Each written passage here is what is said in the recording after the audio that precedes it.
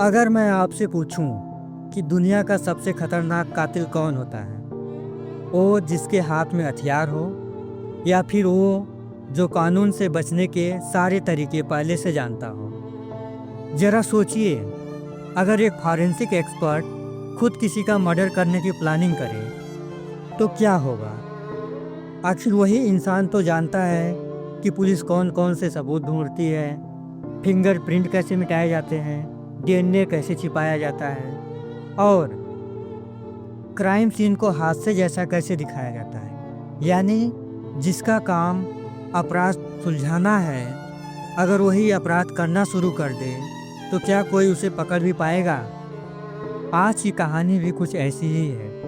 ये कहानी है एक ऐसी लड़की की जो फॉरेंसिक साइंस की स्टूडेंट थी। वो अभी पढ़ ही रही थी, लेकिन उसने अपनी किताबों में सीखा हुआ ज्ञान एक इंसान की जान लेने के लिए इस्तेमाल कर लिया। उसने ऐसा प्लान बनाया कि पुलिस को पहली नजर में सब कुछ एक साधारण गैस सिलेंडर ब्लास्ट लगा। कमरा अंदर से बंद था, लाश पूरी तरह जल चुकी थी, हर तरफ आग के निशान थे और ऐसा लग रहा था जैसे यह सिर्फ एक दर्दनाक हादसा हो। लेकिन क्राइम सीन कभी झूठ नहीं बोलता, बस उसे पढ़ना आना चाहिए। और जब फॉरेंसिक टीम ने उस कमरे की एक छोटी छोटी चीज पर ध्यान दिया तो पूरा मामला पलट गया, जो देखने में इतना मामूली था कि शायद कोई आम इंसान उसे नोटिस भी नहीं कर सकता। लेकिन उसी सुराग ने एक ऐसे मर्डर मिस्ट्री का पर्दाफाश किया जिसकी प्लानिंग महीनों तक की गई थी। इस कहानी में प्यार है, धोखा है, बदला है और सबसे खतरनाक बात, एक ऐसा दिमाग जो पुलिस से 2 कदम आगे चलने की कोशिश कर रहा था। तो आखिर एक फॉरेंसिक स्टूडेंट ने ऐसा क्या प्लान बनाया,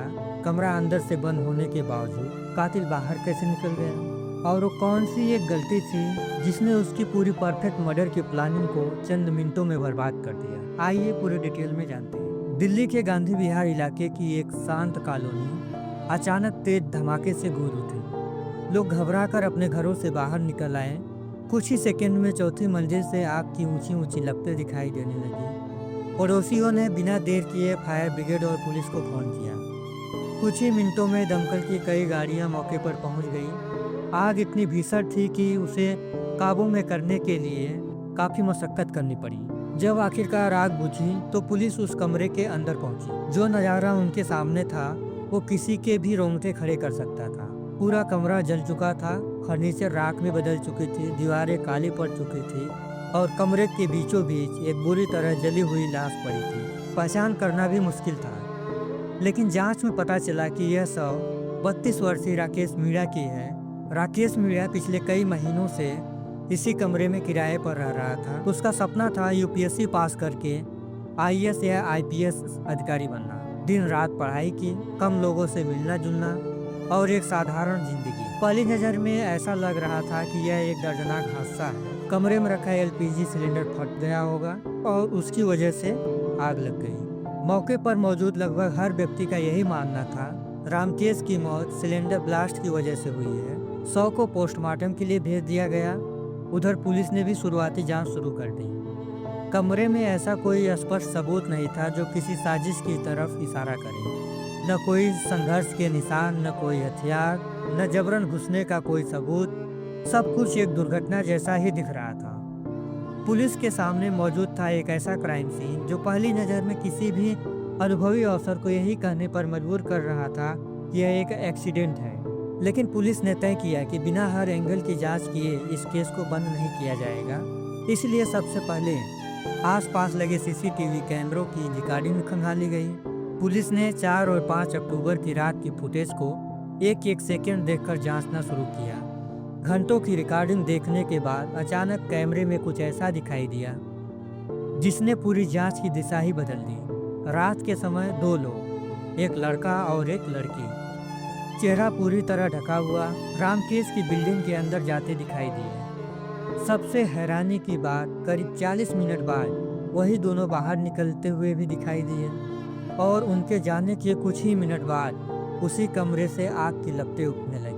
फिर एक जोरदार धमाका हुआ। अब पुलिस के मन में पहला सवाल उठा, अगर यह सिर्फ एक सिलेंडर ब्लास्ट था तो ये दोनों लोग उस वक्त वहाँ क्या कर रहे थे। दूसरा सवाल, आधी रात को चेहरा छिपाने की जरूरत क्यों पड़ी।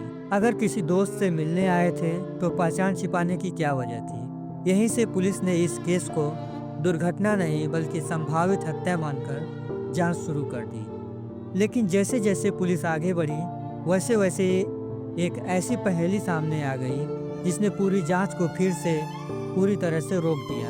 फॉरेंसिक टीम ने कमरे की बारीकी से जांच की, दरवाज़ा देखा, खिड़कियां देखी, जलने के पैटर्न देखे और तभी एक बात सामने आई। कमरे का दरवाजा अंदर से बंद था। अगर कोई बाहर निकला ही नहीं तो हत्या कैसे हुई? अगर हत्या हुई तो कातिल बाहर कैसे आया? और अगर कातिल बाहर आया तो दरवाजा अंदर से किसने बंद किया? यही एक सवाल पूरे केस को उलझा रहा था।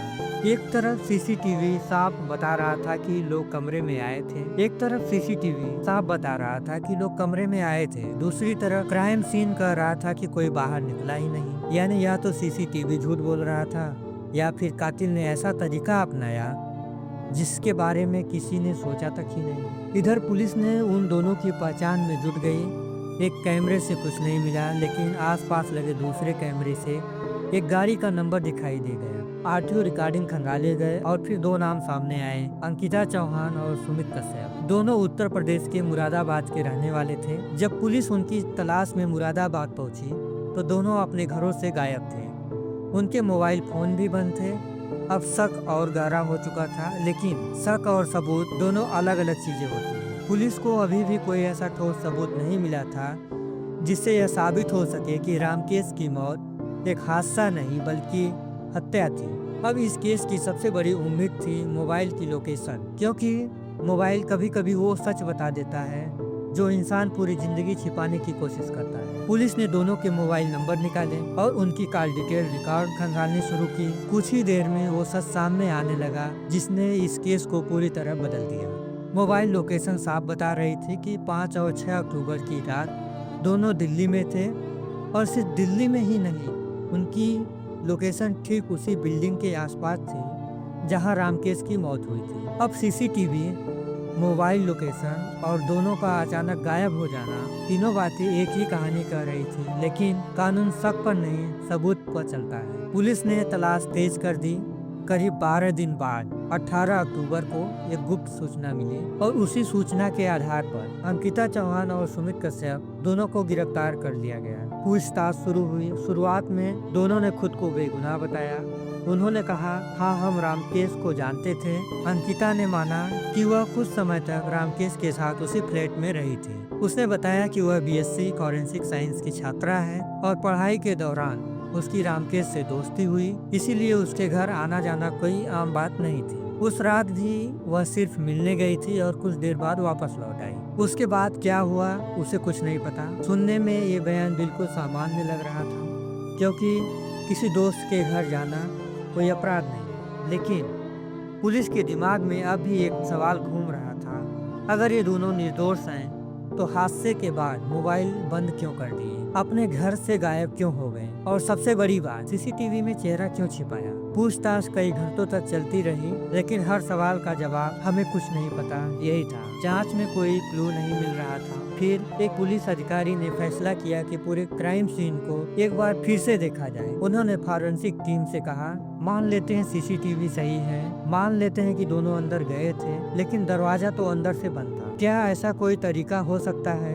कि बाहर निकलने के बाद भी दरवाजा अंदर से बंद दिखाई दे? पहले तो फॉरेंसिक टीम ने कहा संभावना बहुत कम है, लेकिन जब यही सवाल बार बार सामने आने लगा तो उन्होंने दरवाजे की दोबारा जांच करने का फैसला किया। यही फैसला पूरे केस का टर्निंग पॉइंट बनने वाला था, क्योंकि दरवाजे पर मौजूद एक छोटा सा निशान जिसे पहली जांच में किसी ने महत्व नहीं दिया था, अब 3 हत्यारों की पूरी साजिश उजागर करने वाला था। कभी कभी कातिल की सबसे बड़ी गलती कोई बड़ा सबूत नहीं होता, बस एक छोटी सी खरोंच जो उस जगह पर रह जाती है। क्राइम सीन को दोबारा सील किया गया। फॉरेंसिक टीम एक इंच की जांच करती है। इस बार उनका पूरा ध्यान आग पर नहीं बल्कि उस दरवाजे पर था जिसने पूरी जांच को उलझा रखा था। बाहर से देखने पर सब कुछ सामान्य लग रहा था, लोहे का ग्रिल वाला दरवाजा, बीच में मच्छरों से बचाने वाली जाली और अंदर लगे एक साधारण सी कुंडी। लेकिन जैसे ही जाली को ध्यान से देखा गया, एक बेहद छोटा सा कट दिखाई दिया, इतना छोटा कि पहली जांच में किसी की नजर ही नहीं गई। ऐसा लग रहा था जैसे किसी ने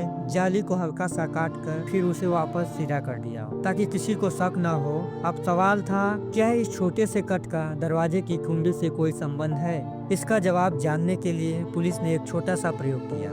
सबसे पहले पुलिसकर्मियों ने उस कट से हाथ डालकर अंदर की कुंडी तक पहुंचने की कोशिश की, लेकिन किसी का हाथ वहां तक नहीं पहुंचा। फिर रामकेश की मां को बुलाया गया। उनका शरीर दुबला पतला था और हाथ भी अपेक्षाकृत पतले थे। उन्होंने जैसे ही उस कट से हाथ अंदर डाला, कुछ ही सेकंड में उनकी उंगलियां कुंडी तक पहुंच गई।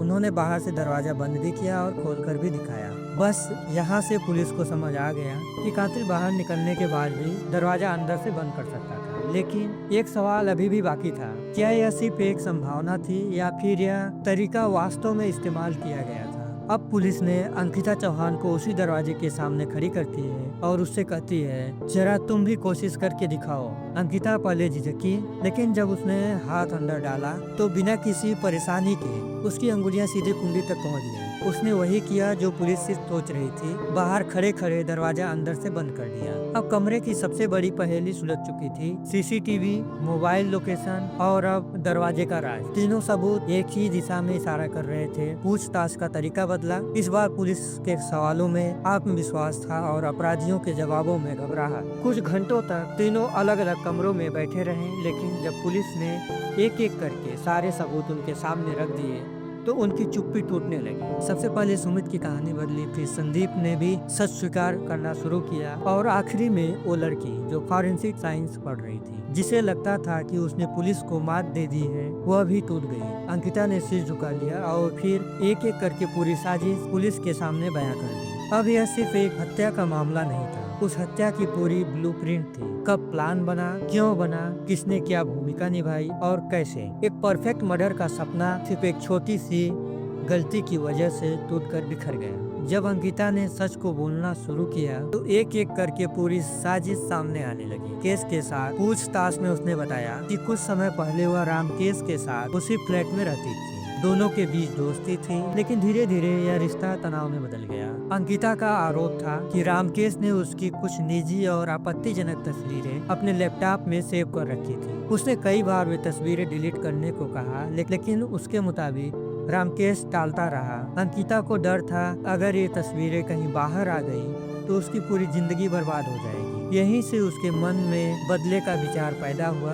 उसने अपने पहले प्रेमी सुमित कश्यप से संपर्क किया। सुमित जो एलपीजी गैस एजेंसी में काम करता था, उसे गैस सिलेंडर और उसके सिस्टम की अच्छी जानकारी थी। दोनों ने मिलकर अपने एक दोस्त संदीप को भी इस योजना में शामिल किया। इसके बाद तीनों ने कई दिनों तक योजना बनाई। योजना सिर्फ हत्या की नहीं थी, बल्कि हत्या को दुर्घटना साबित करने की थी। 6 अक्टूबर की रात तीनों रामकेश के फ्लैट पर पहुंचे। रामकेश उन्हें जानता था, इसलिए किसी तरह की जबरदस्ती एंट्री की जरूरत नहीं पड़ी। पूछताछ के दौरान आरोपियों ने बताया कि पहले रामकेश की गला घोटकर हत्या की गई, इसके बाद शव को बिस्तर पर लिटा दिया गया। कमरे में मौजूद ज्वलनशील पदार्थ को उसके ऊपर डाले गए। गैस सिलेंडर का रेगुलेटर इस तरह खोला गया कि गैस धीरे धीरे कमरे में फैलती रहे। पाइप को शव के सिर की तरफ रखा गया और आग लगा दी गई। मकसद साफ था, धीरे धीरे आग फैले। कुछ देर बाद सिलेंडर फटे और पूरी घटना एक सामान्य गैस सिलेंडर ब्लास्ट जैसी दिखाई दी। लेकिन अंकिता यही नहीं रुकी। उसे पता था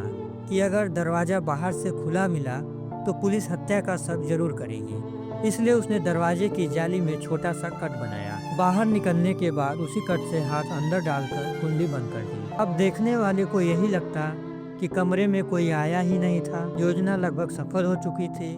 आग लगी, कुछ देर बाद धमाका हुआ, पड़ोसियों ने पुलिस को बुलाया और शुरुआती जांच में सबको यही लगा कि यह एक दर्दनाक हादसा है। लेकिन अपराध कितना भी सोच समझकर किया जाए, सच हमेशा कोई न कोई रास्ता खोज ही लेता है। और इस मामले में वो रास्ता बना दरवाजे की जाली पर किया गया एक बेहद छोटा सा कट, जिसे शायद अंकिता ने कभी महत्व ही नहीं दिया, लेकिन उसी कट ने पूरी साजिश का पर्दाफाश कर दिया। कहते हैं ज्ञान इंसान का सबसे बड़ा हथियार होता है, लेकिन वही ज्ञान अगर गलत इरादों के साथ इस्तेमाल किया जाए तो वह सबसे खतरनाक हथियार भी बन सकता है। एक लड़की जो आगे चलकर शायद पुलिस की मदद करती, कई मुश्किल केस सुलझाती, उसी ने अपने सीखे हुए ज्ञान का इस्तेमाल एक कथित परफेक्ट मर्डर की योजना बनाने में किया। लेकिन फॉरेंसिक साइंस का एक नियम है, every contact leaves a trace, यानी अपराधी चाहे कितना भी शातिर क्यों ना हो, वह कहीं न कहीं अपने पीछे एक निशान जरूर छोड़ जाता है। और इस कहानी में वो निशान था दरवाजे की जाली पर किया गया एक छोटा सा कट, जिसने एक तथाकथित परफेक्ट मर्डर को सिर्फ कुछ दिनों में बेनकाब कर दिया। अगर आपको यह कहानी तथ्य आधारित और विश्लेषणात्मक लगी, अगर यह कहानी आपको सही लगी हो तो वीडियो को लाइक करें, चैनल को सब्सक्राइब करें और कमेंट में जरूर बताइए क्या कोई अपराध सचमुच परफेक्ट क्राइम हो सकता है या हर अपराध कभी न कभी कोई न कोई गलती जरूर करता है। मिलते हैं अगली वीडियो में, तब तक के लिए अपना ख्याल रखें। जय हिंद।